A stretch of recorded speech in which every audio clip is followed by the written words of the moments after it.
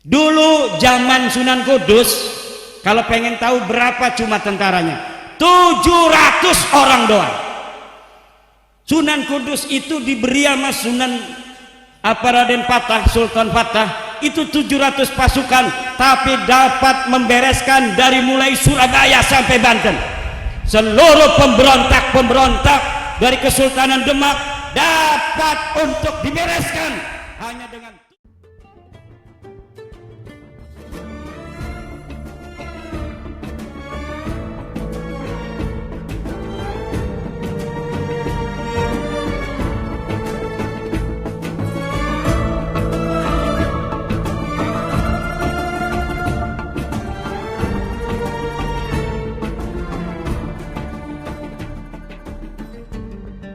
berilmu itu banyak, tapi orang yang berani untuk bersuara atas kebenaran ilmunya itu tidaklah banyak.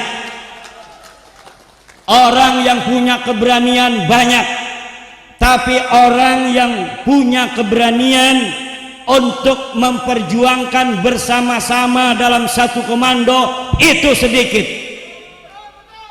Maka kita bertekad dengan berorganisasi di bawah Laskar Wali Songo ini, kita di bawah satu komando di dalam kelaskaran, yaitu kepada Panglima Besar Laskar Wali Songo Gus Abbas Buntet Cirebon.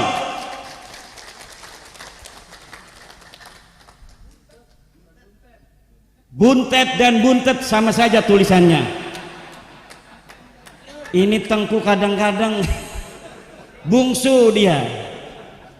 Ini bungsu, makanya bungsu begitu. Saya banyak dikelilingi bungsu-bungsu, jadi amboknya gede-gede.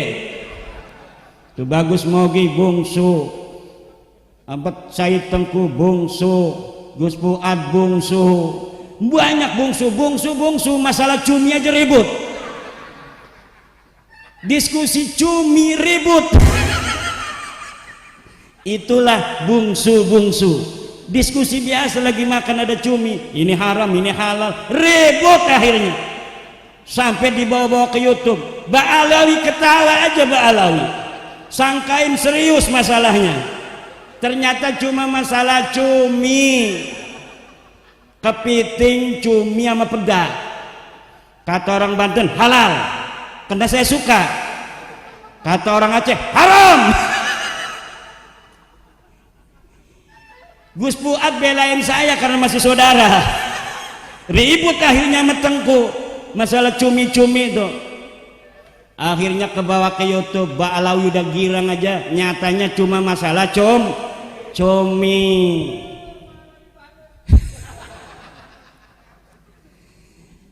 Alhamdulillah hari ini kita semua berkumpul di tempat yang mulia ini, tempat penuh sejarah. Ini adalah pesantren, salah satu pesantren tertua setelah Benda Kerep yang ada di Cirebon, terah dari Sunan Gunung Jati Syarif Hidayatullah. Putra-putra Buntet telah mengabdikan diri untuk bangsa dan negara Republik Indonesia.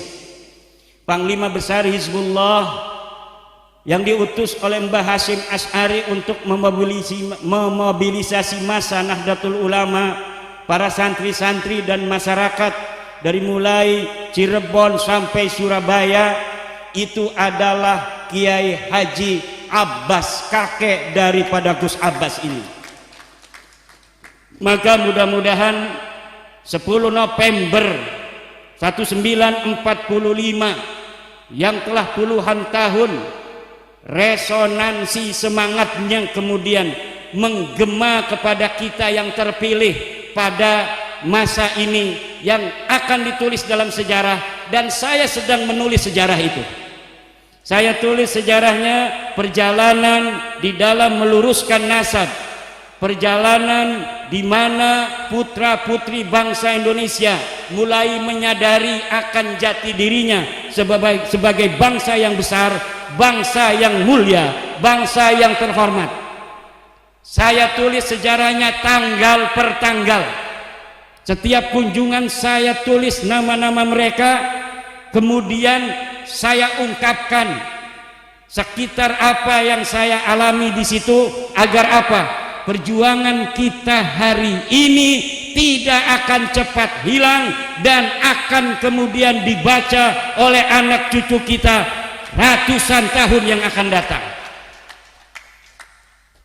Dari Kalijaga saya lupa, ini ada pemangku dari Demak, dari makam leluhur kita bersama Sunan Kalijaga. Alhamdulillah bisa hadir juga bersama-sama kita, yang bernama Kiai Haji Mujahidin, yang biasa disebut Gus Muj. Dulu zaman Sunan Kudus, kalau pengen tahu berapa cuma tentaranya, 700 orang doang. Sunan Kudus itu diberi sama Sunan Raden Patah, Sultan Patah, itu 700 pasukan, tapi dapat membereskan dari mulai Surabaya sampai Banten. Seluruh pemberontak-pemberontak dari Kesultanan Demak dapat untuk dibereskan hanya dengan 700 orang. Makanya yang ada Sunan Kudus garang-garang, kiai tapi garang. Sunan Kudus.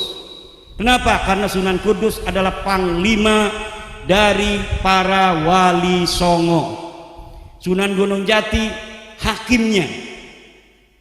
Kalau ada yang bulat, Sunan Gunung Jati.